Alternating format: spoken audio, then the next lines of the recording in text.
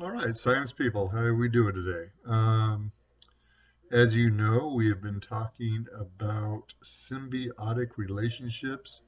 We've been talking about predation, and in the past, we've talked about the different kind of consumers. So, I'm going to go over a couple things with you right now, just as kind of a refresher. Uh, the first, we have three different kind of consumers. Uh, and we have one type of producer. So the producer, starting off with this, is anything that makes its own food, typically plants, some bacteria, some fungi. Um, they make their own food. We should remember this. Photosynthesis, they make glucose, which is what the cells need to operate cellular respiration, which makes the body live.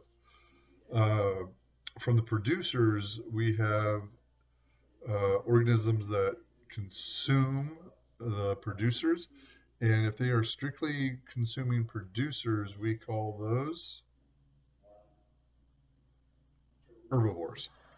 So the herbivore is only an organism that eats producers: cow, deer, buffalo, sheep, you know, things like this. Horses. We can go on and on, but you get the idea. So that would be the second step up. So producers, herbivores. Herbivores are also a term that we have introduced a while ago. You may have forgotten. These are your uh, primary consumers, your first level consumers. From there, we have what we call uh, omnivores. Omnivores can either consume the producer or they can eat other animals. Doesn't have to be a primary consumer, but they can either eat meat or producers, either one, plant or meat.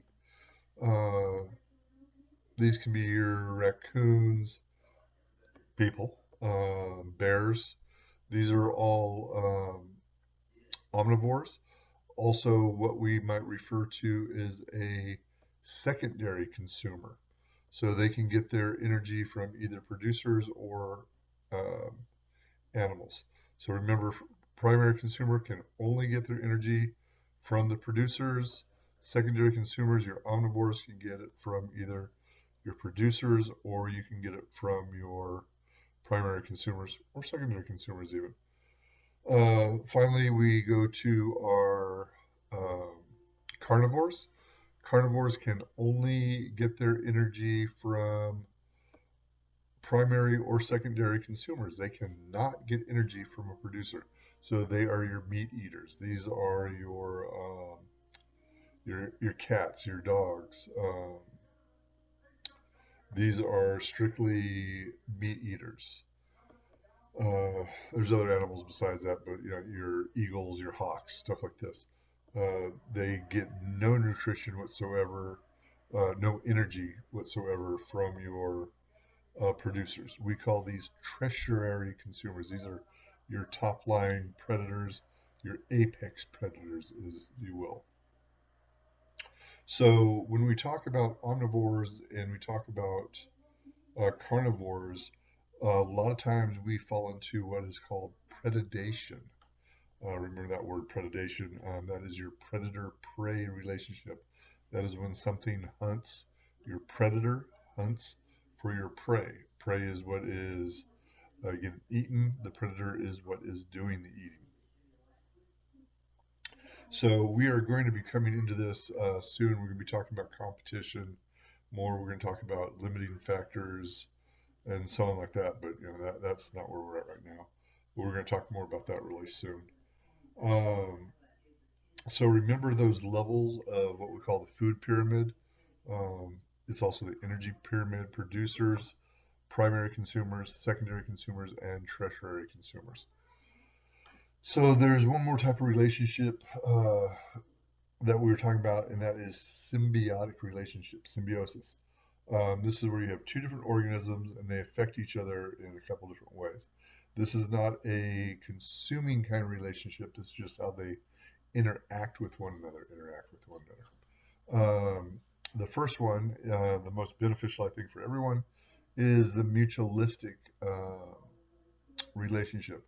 This is where both organisms benefit from one another.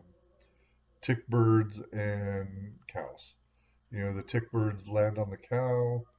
They eat the ticks off the cow, so they are getting free food source, and they are helping the cattle, by removing parasites that are on them. Okay. Uh, the next one is commensalism. That is where one benefits and the other is neither helped nor harmed. And this could be like the suckerfish, the remoras. They attach themselves to sharks. Um, the shark transports them around. The remora is safe. The shark doesn't get anything at all from the remoras being on the shark. The remora benefits though. And also, there's another one is like we looked at last week, barnacles in the whale. The barnacle is a filter feeder. It attaches itself to the whale, does not hurt the whale whatsoever. No benefit or drawback to the barnacle being on the whale, but the barnacle gets to feed in nutrient fresh waters because the whales are constantly moving.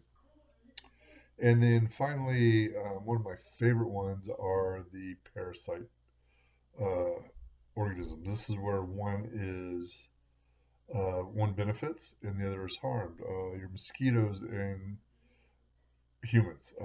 Mosquito definitely benefits when it lands on you and sucks your blood. Unfortunately, you can get diseases. You're losing your blood. You are infected with anesthesians that itch and irritate you. Ticks in humans, ticks in dogs, ticks in cats, uh, and so on and so forth. So those are your three different types of symbiotic relationships. We have mutualism, win-win, commensalism, win nothing, and parasite, win-lose. Good way to remember those. So we're going to be wrapping up those different kind of relationships this week. Then we're going to start moving into the food pyramids. We're going to talk about the energy flow going through food pyramids and food webs. And probably the week after, we are going to have our final test of the year. And then we're just going to kind of wrap up on some other things. So we're coming up to the end pretty quick. Today, we got a general video on symbiotic relationships. I have 3 videos on parasites, ladies and gentlemen. Now, if you are squeamish, you might not want to watch these right before you eat. I would like you to watch them, but they are going to be a little bit on the nasty side. They're going to be a little bit gross. One is a horsehair worm. One is a botfly, and one is a tapeworm. So, watch those with a grain of salt. Cover one eye, watch it. Peek in through your eyes, whatever. I know some of you have already talked to me about how you find this stuff quite disgusting. Um, but need to know what's out there, what you face. And then finally, your actual homework assignment is going to be a Quizlet. You know the drill. I want you to go through all the different flashcards and so on. Take the quiz, or take the test, excuse me, and post me your test grade on the Quizlet for your actual grade for the assignment this week. All right. Um, pop in the office classroom, tell you some stories about some horsehair uh, worms, which is the first video um, where I've actually encountered one of these things in person, and got some other disgusting stories I can share with you. So anyhow, you guys have a great day. Get that Quizlet done. I notice a lot of you are turning in your missing assignments. Fantastic. I still got a couple parents I got to talk to on parent-teacher conferences. So let's get it going, ladies and gentlemen. We're almost done. Thank you. Have a great day.